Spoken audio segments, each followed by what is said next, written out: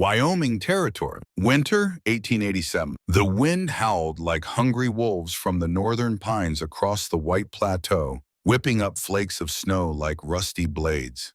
It was not yet quite dark, but the light was swallowed up by thick gray clouds, as if even God had turned away from this land.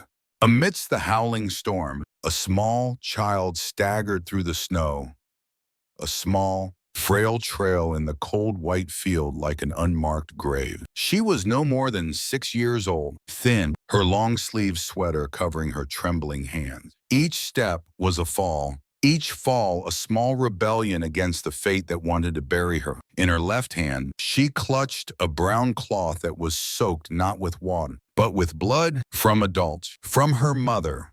She had never seen winter like this, nor had she ever seen such great fear.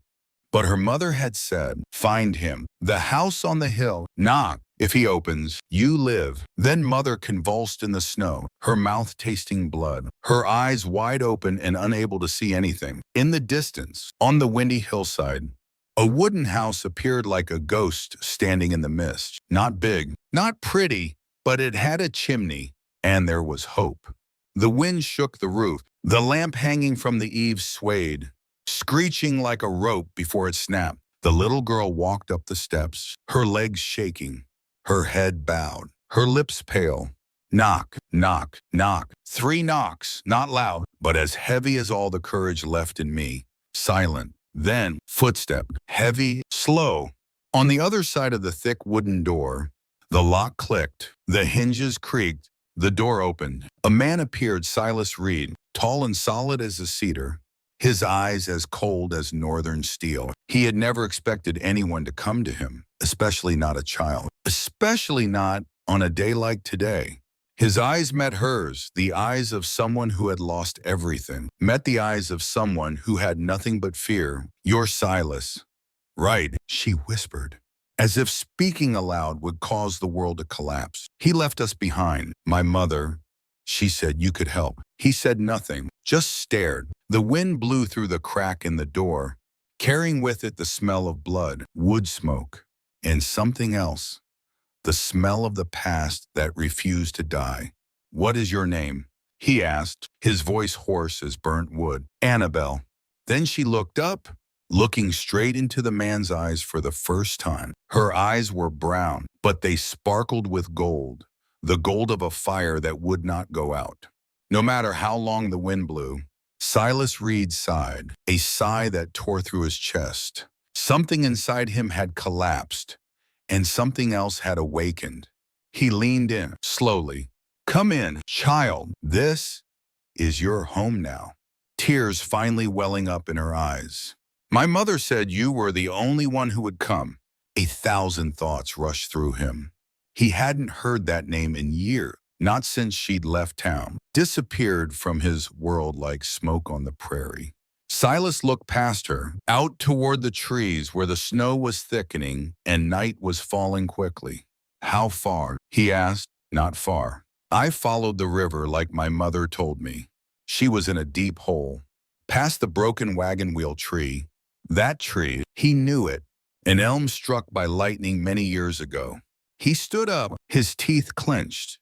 "Come inside. You're freezing." Annabelle shook her head. The little girl said, "Don't wait. She's bleeding and her leg." She screamed when I touched him. Silas turned on his heel. In one decisive move, he grabbed his coat, rifle, and sleeping bags. He threw a woolen blanket over her. "You will go with me." She followed him down the stairs, silent now, her eyes following his every move. He lifted the girl onto the horse, climbed behind her, and spurred the horse into a gallop. The wind whistled through his coat. Snow blurred his vision, but in his mind, there was only one thing now.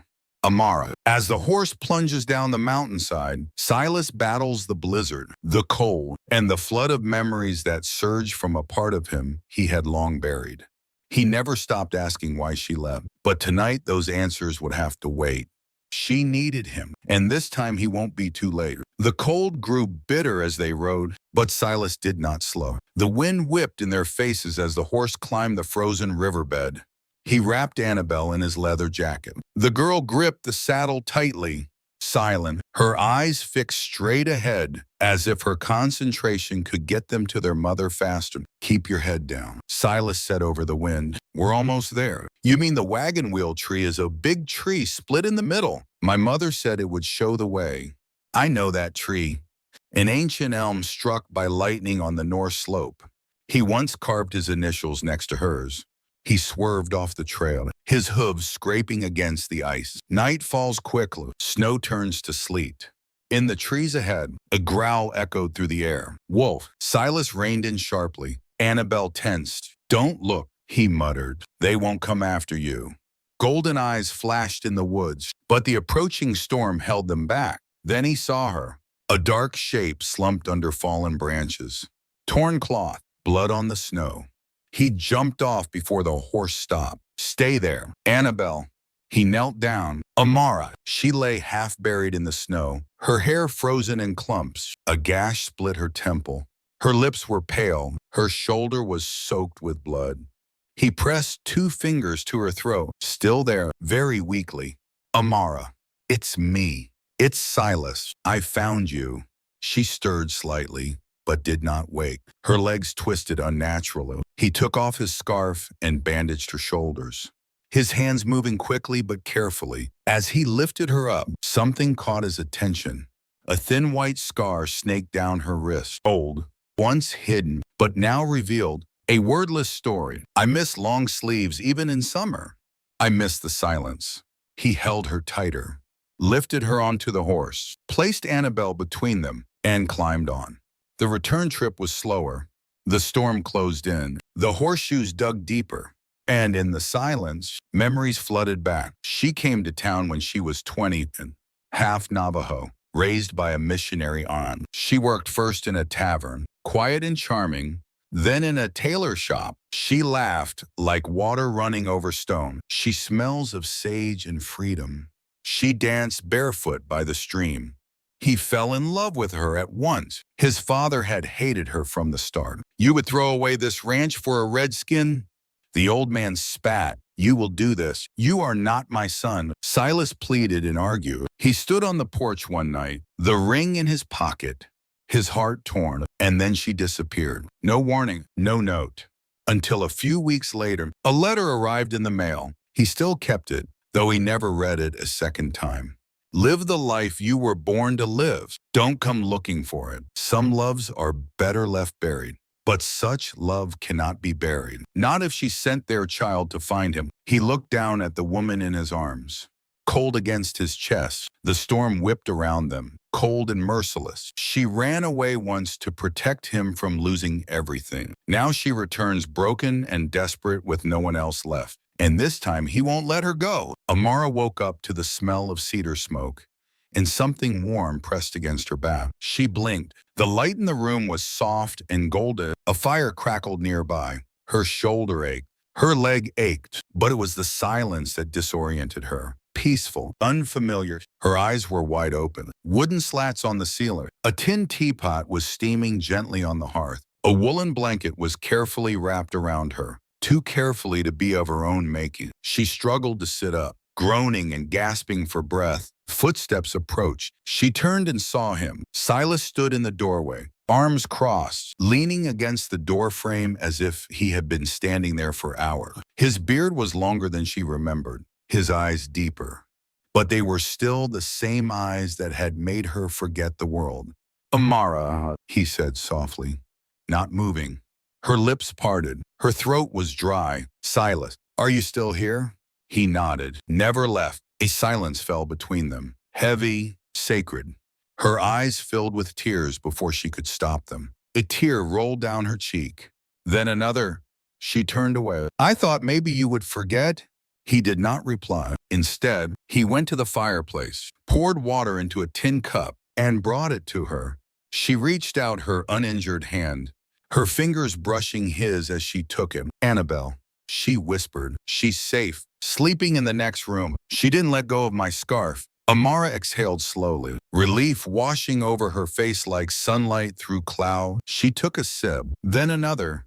"You found us," she said finally, not looking directly at him. "I sent her to you." He replied. "She found me." Their eyes met for a fleeting moment, and the years between them collapsed. But neither reached across the remaining distance. I bandaged your leg as best I could, Silas said, stepping back. Your shoulder, too. I need to rest. Thank you.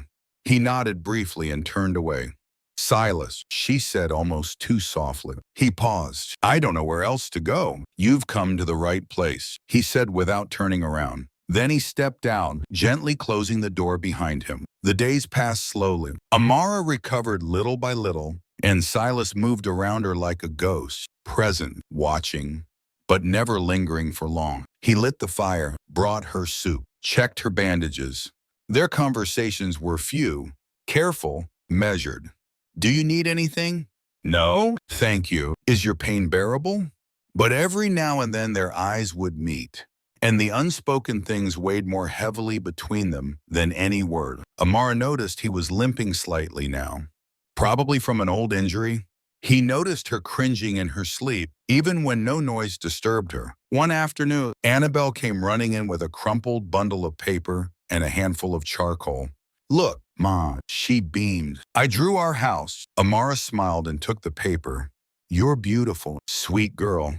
Annabelle turned to Silas, holding up another drawing. And here he is chopping wood. See, that's his beard. Silas chuckled. You drew it too short. Ouch. She giggled. Next time I'll make it shaggier. Then she paused, looking up at Amara, then back at Silas. She tilted her head. What may I call you? She hesitated, her cheeks flushing. Can I call you Mr. Silas? The room froze. Silas opened his mouth, but no sound came out. Amara's breath caught in her throat. Annabelle shifted awkwardly, looking down. I'm sorry. Mom always said he was so nice. I didn't mean to. It's okay, Silas said softly, kneeling beside her. You can call me whatever feels right. The little girl nodded slowly, then nestled into her mother's arms.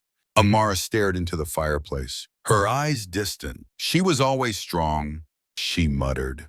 Silas sat on the edge of the chair across from her. He said nothing. He just watched the crackling fire, the way her eyes reflected it like the sky right before the storm light.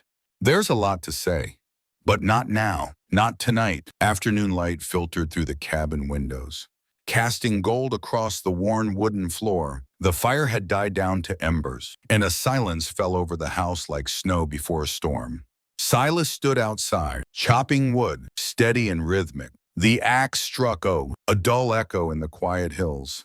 Inside, Amara sat on the edge of the bed, her shoulders aching from the cold. She tried to change the bandage herself, but her arm wouldn't bend properly. She groaned as the ointment slipped from her fingers. Falling to the floor with a soft thud, she cursed under her breath, tried again, reached behind her back, bit her lip. The door creaked. You should let someone help you with that, said Silas. She turned around suddenly, startled, the blanket slipping off her shoulders.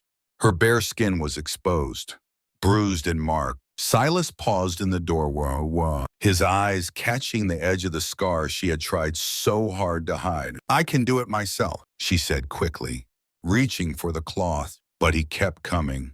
Let me. Amara froze, then nodded once. Slowly, carefully, he knelt down beside her. His fingers were rough from work, but they moved carefully as he dipped the ointment. Pressing gently into the torn skin, she shivered slightly. Not from pain, but from memory. His hand was gentle, different from the hand she had known over the years. Silas swallowed. Who did this to you? Who? She stared at the floor. Her voice was soft, like dust on stone. Wesley Granger. He stiffened. That rancher.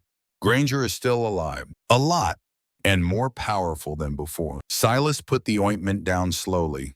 Amara pulled the blanket back up, hugging it to her chest. I was young and scared. She began. After leaving you, I thought I might disappear into some corner of the territory. But Granger found me, offered safety, promised kindness. He wanted a wife who would make him look noble, a native bride, tame and soft-spoken. Silas clenched his jaw. He never loved me, she continued. He owned me. I was a trophy to show off at gatherings, something to dress up and hold captive. He beat me if I spoke up. He locked me in the back of the house most days. Didn't let me leave the farm, not one of his men to watch over me. Silas stood up and paced to the window, his hands gripping the frame. I tried to leave once, she said. He found me on the hill and dragged me back by my hair. Silas's voice was almost inaudible.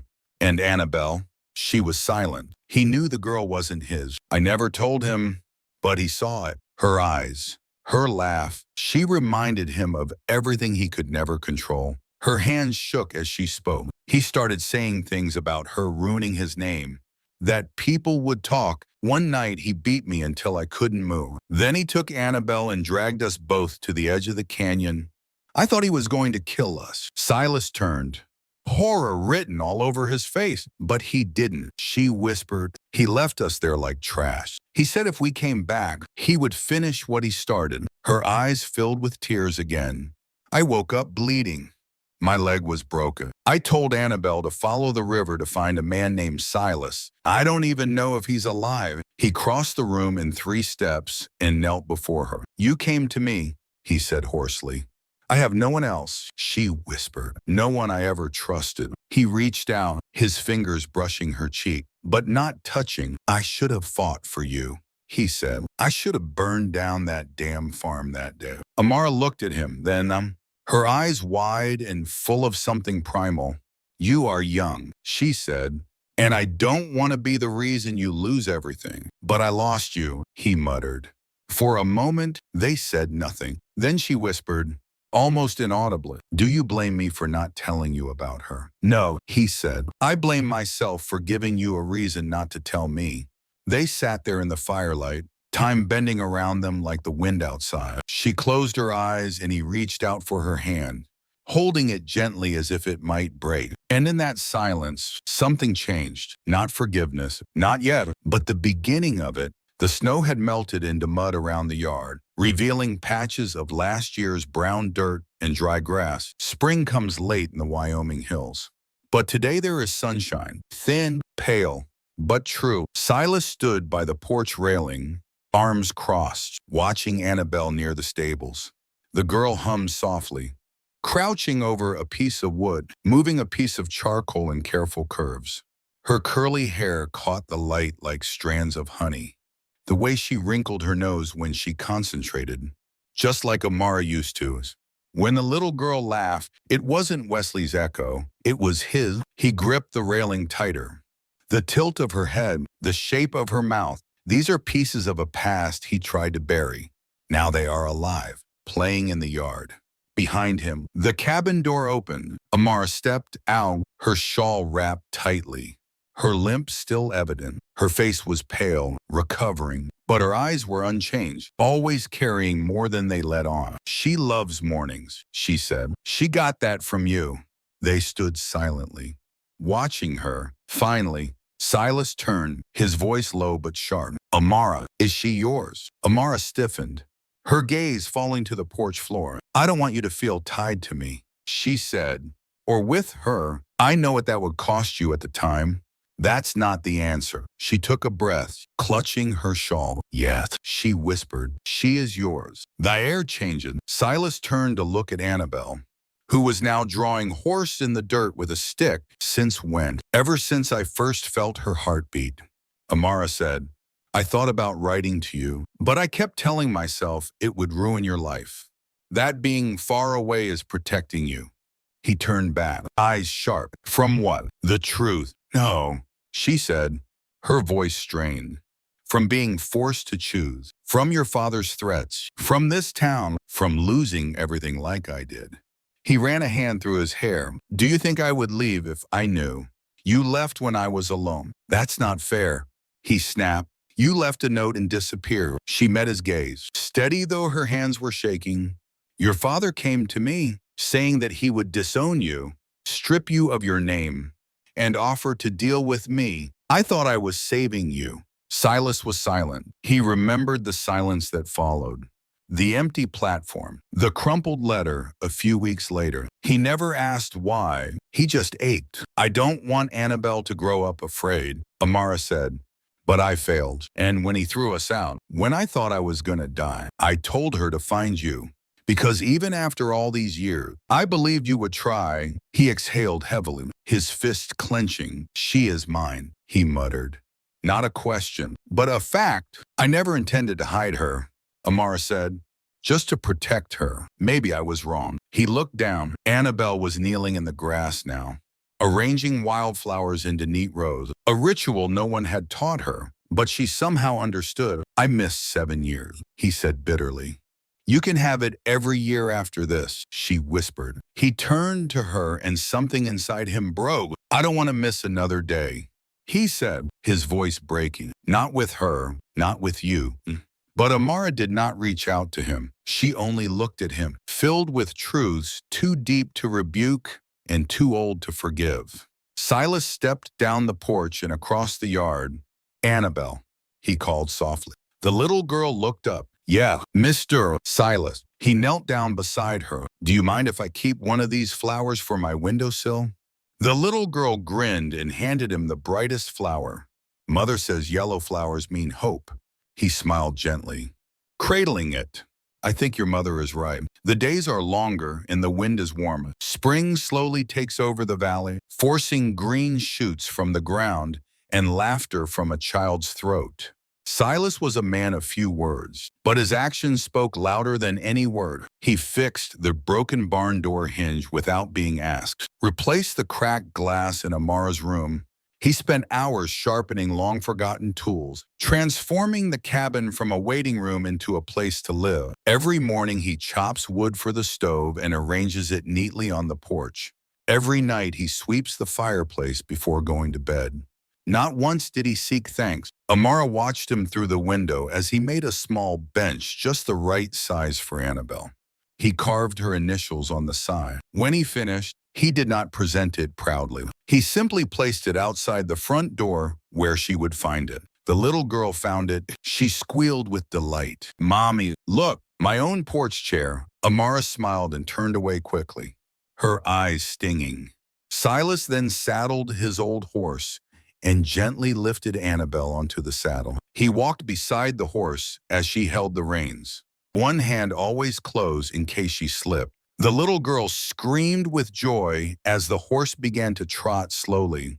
She has a natural gift, he told Amara that night, rubbing his neck when he returned. She has inherited it from someone with strong blood. Amara didn't reply, but her eyes lingered on him longer than usual. She couldn't sleep that night. Her legs still ached in the cold. As she stirred, she found an extra pillow tucked under her knees. Placed there while she was sleeping, on the small table beside her, a cloth-wrapped stone was steaming in a bowl. Warmth radiated from it, a makeshift heater. She stared at it for a long time. No words, no gestures, just silent concern. Her throat tightened.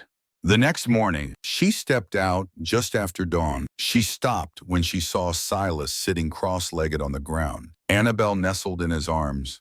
He was carefully braiding her hair, his fingers clumsy but gentle.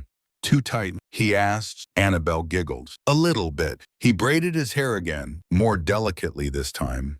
Amara walked inside before they noticed her. One evening, as dusk fell over the hills, Silas sat on the porch with a carving knife, carving something small and curved. Amara passed him on her way to pick herbs. She stopped. What are you doing? He raised it without turning back, a hairbrush for her, so she can feel beautiful even when things are tough. She said nothing, but that night she placed a sprig of lavender on his desk. Once she found him asleep on the floor next to Annabelle's bed, his arms still curled protectively over hers. She was dreaming peacefully, one arm draped across his chest. Amara leaned against the doorway, her hand covering her mouth. He didn't move, but a tear rolled down his cheek. The days passed like that, quiet, deliberate. They don't talk about love, but love hangs in the air like the scent of pine, ever present, even if unacknowledged. Amara found herself humming as she stirred the stew. She laughed as Annabelle got powder in her hair. She accidentally touched Silas's hand once and didn't pull her hand back fast enough. However, neither of them said those words. Silence was safer until one evening she stepped outside and found him fixing the porch railing. His shirt was drenched in sweat, the sleeves rolled up. Why do you keep doing this? She asked softly. He raised his head. Because I want you both to stay, she swallowed. That's not an answer. He stood up slowly, wiping his hands. That's the only answer I have. And he walked past her into the house. She stood there for a long time, staring at the sky, her fingers trembling, her heart pounding like her breath had been held for too long. The wind changed that morning. The first thing Silas noticed was the way the horses became restless in their stalls. Their ears pricked toward the road to the south. The birds were silent. Even the pine trees seemed to prepare themselves. Then the dust rose. 4 horsemen. He stepped down onto the porch, rifle in hand, squinting as the figures drew closer. In front, hunched over in a black coat as shiny as asphalt, was Wesley Granger. Beside him are mercenaries, fierce and worldly, the kind of people who pursue money more than justice. Silas stood firm. Granger reined in, a smug smile spreading across his face like a stain on fruit. "Reed," he drawled. "I see you've been playing house." Silas's voice was cold. "Go back. You are not welcome here." Granger dismounted, tossing the reins aside as if he owned the ground beneath his boots. "You have something that belongs to me. You have nothing here," Silas replied. Granger sneered. "My wife, my daughter, she was never yours." A voice called out from the doorway. Amara stepped onto the porch, her back straight, though her legs were shaking. She held Annabelle tightly behind her, one hand on the child's shoulder. Granger's eyes narrowed. "I see you can still speak," he said. "I thought I fixed that last time." Silas moved between them. "You dare speak to her again, and you will eat every word, every tooth." Granger raised his hand and his 2 men drew their weapons. Amara gasped and pulled Annabelle back. The moment of shattering, Silas lunged forward, knocking a gunman off his feet with the butt of his rifle. The second man fired, grazing Silas's arm. Then chaos. Wood splintered. Nay, a blade flashed, hitting Silas in the shoulder. Hot pain spread down his side. He staggered but did not fall. Granger reached out to Amara. "You think you can keep her from me forever." She slapped his hand away. "She's not yours." He hit her hard in the face. Annabelle screamed. Silas roared. He wrestled Granger. Both men slammed into the porch railing, fists flying. Blood on wood. Granger pulled out a knife, pointing it at Silas's chest. But Amara grabbed a shovel from the wall and swung it. The shovel blade slammed into Granger's side. He dropped the knife. Cursing, Silas grabbed it, pressing the tip of the knife to Granger's throat. "Go on." Granger spat. "Kill me. See how long it takes the law to find you." Silas didn't blink. "I am the law here." But before he could move, a crowd began to gather. Neighbors, farmers, and townspeople were attracted by the noise and smoke. Among them were the sheriff and his deputies. "Enough," roared the sheriff. "Everybody stand back." Amara stepped forward, her lip bleeding and her eyes burning. "I have something to say." The crowd was dead silent. "This man," she said, pointing at Granger, "is not a husband. He is a trafficker, a slaver. He moved people across the territory, native women and orphans, under the guise of charity." Murmurs spread through the crowd. "He was last seen alive at Jump Cache 2 weeks after me, 1,000,000 miles away. He beat me, locked me up, threatened to kill my child, and now he wants her back to save his good name." She turned to the sheriff. "You can check his farm. In the cellar, he keeps the books in the cages." The sheriff glanced at his deputy, who nodded solemnly. Then Amara looked at the people, the neighbors who had avoided her eyes. "Annabelle is Silas Reed's daughter," she said loudly and clearly. "And I am not anyone's property." Silent. Then a voice said, "We saw Granger's carriages moving late at night. No cargo." Another chimed in, "My cousin disappeared last spring. Work for him." The tables turned. The sheriff stepped forward. "Wesley Granger, you're under arrest. Put your hands up." The gunmen hesitated, but the sight of 10 rifles aimed at them broke their resolve. They dropped their weapons. Granger stood motionless, blood on her face, rage in her eyes. "You think this sets you free?" he growled at Amara. "I was never yours to possess," she said. As the deputies dragged him away, Annabelle clutched her mother's hand, eyes wide. Silas leaned against the porch railing, blood soaking his shirt. Amara rushed to his side. "You're hurt." "Silas, you're bleeding badly." He looked at her through pained eyes. "Deserve." he whispered. I'll take a dozen more injuries if it means keeping you both safe. She held his face in her hand. You don't have to fight anymore, she whispered. But in that moment, he realized he would always fight for some things. Some people worth every fight. Silas was in a daze for 3 days. First, the fever, then the shivering. Amara sat beside him for hours, wiping his brow with a damp cloth, whispering words only his heart could hear. Annabelle curled up at the end of the bed, too scared to leave, as if any distance could break his breath magic. The wound on his shoulder was very deep. Infection has managed to take root, but Amara knows ancient cures. Soak the roots in boiling water and crush the leaves to extract the poison. She whispered prayers in Navajo under her breath, the same words her mother had whispered over her as a child. On the 4th night, he opened his eyes. You stayed, he muttered. Of course, she whispered. His hand found hers, weak but steady. I don't know what will happen next, he said, but if you'll let me, I want to be your husband and the father of your child, not in name, but in truth. Amara's eyes filled with tears. I forgave you, she said, her voice shaking. The moment I told her to find you, he smiled weakly, his fingers brushing her cheek. Then let's start over. Not from the past, but from now, she nodded, pressing her forehead against his, their breaths mingling. Outside, the wind changed direction again, but this time it carried the scent of spring. Wesley Granger was arrested a few days later. The accusations are quiet but powerful. Whispers from townspeople, a sheriff's raid, a stack of ledgers speak louder than any confession. His empire crumbles under the weight of long-buried secrets. And then it was over. No more running, no more hiding. The cabin changes slowly, lovingly. The porch was repaired and repainted with the remaining whitewash that Silas had kept for many years. A garden blooms near the fence. Hand-planted Amara wildflowers and herbs are placed among the rocks. Annabelle chose blue and yellow like the sky and the sun. Laughter returned not as a guest, but as a resident. Silas built Annabelle a swing from an old carriage wheel and rope. The little girl flew across the fields, squealing with delight as the wind blew her skirt. Amara hung her clothes out in the sun, her hair in braids, her smile unconcealed. She sang again, sometimes in English, sometimes in Navajo. And when she sang, Silas stopped everything he was doing just to listen. To her surprise, Silas stopped to listen. In the evening, they sat on the porch together, watching the light spread across the valley. His arm around her shoulders, her head resting on his chest. They don't talk much about the past, not because it's painful, but because the present is finally enough. One morning, Annabelle rushed into the cabin with rosy cheeks and hair full of grass. Mom, Dad, come and see this.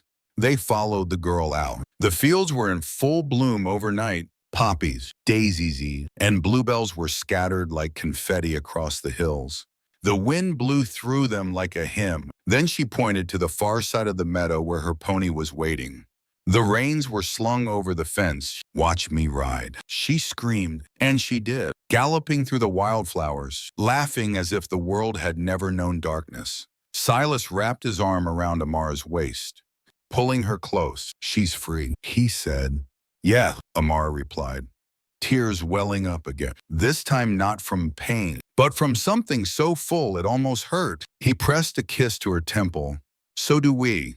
She nodded. They stood in silence, watching their daughter fly across the ground like the wind taking shape. Inside the cabin, hidden in a drawer once filled with regrets, was a new letter. It was written in Silas's handwriting, addressed simply, for her someday. And it said, wherever your heart turns, my love, know that I am there. A home is not made of wood or stone. A home is where two people choose each other over and over again. Where laughter echoes even after tears. Where bullets have missed but hearts never have.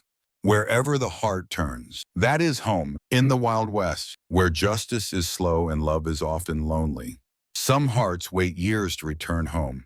Silas and Amara lost more than time. They lost the innocence of first love, but in the calm after the storm, they found something braver than youth, forgiveness, family, and a second chance at wholeness.